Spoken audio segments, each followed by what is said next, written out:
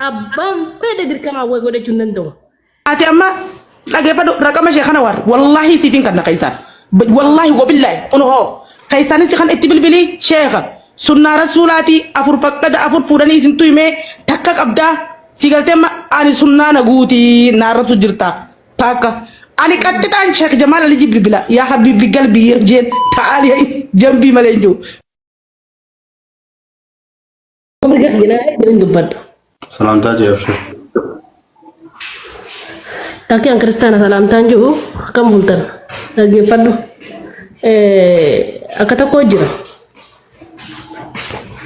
Ak jiru. Yo dantan. Nugala ka matani. To ko parati obsi obsi. Lole da abban fe da wani godun dando. Nu arab se abban fe da wani godun dando. Fe no kavarre fe no man kaminu lubutenya. Rabbi minu nama minu. Sigalde akasi mo kasi miti. Kaminu lubutenya. To ko farati. Abban pede dirqama way godhachuun danda'u. Shayni rabbi tahee maqaa ta'ee anatu sibuusa kulle dhiifama wajjin anatu sibuusuudhaaf deema dhiifama wajjin tole ayena buusuga tole sibitate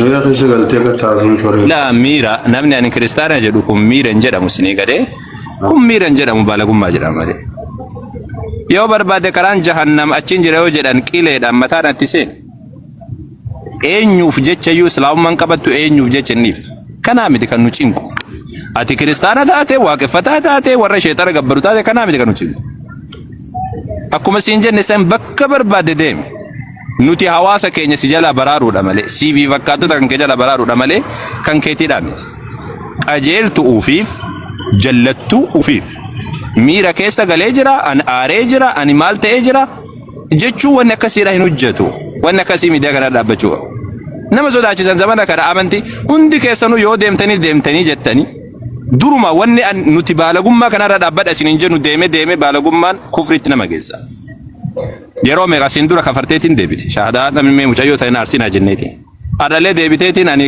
kiristaana dhaqiiti maalii fi yesuusiin qofamaatti dabaltaa miti wannaallee itti dabali kun warra boozaallee itti dabali warra hindoozimillee itti dabali kaanillee itti dabali 88 rabbi biratti gabbari yoo barbaade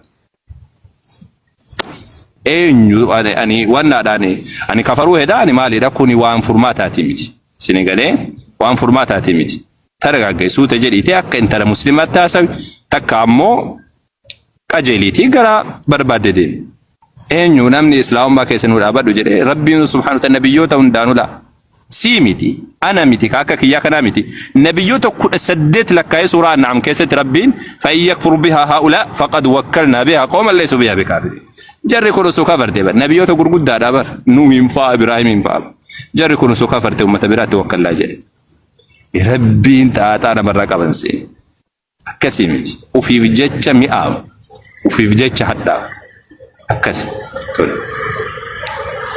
itti fufaa Abu Sabraddiin dhiifama ati amma dhageeffadhu raqama ishee kana war wallahi sitiin kan naqaysaan wallahi wabillahi unuhoo kaysaanis kan itti bilbilii sheekha sunnaa rasuulaati afur fakkada afur fuudhanii isintu himee takka qabdaa sigaltee ani sunnaa naguuti naarratu jirta takka ani qaxxitaan sheekh Jamaal Ali bilbila yaa habibi galbi jeen ta'ali jambi malenjo Tim malaikat miti nam tokko gartee ka malaikat wonni akkasitti fudhatin gara ol fuute sheekha kana ol fuute samira keeyse gaafa kana ci gadi batak ngorin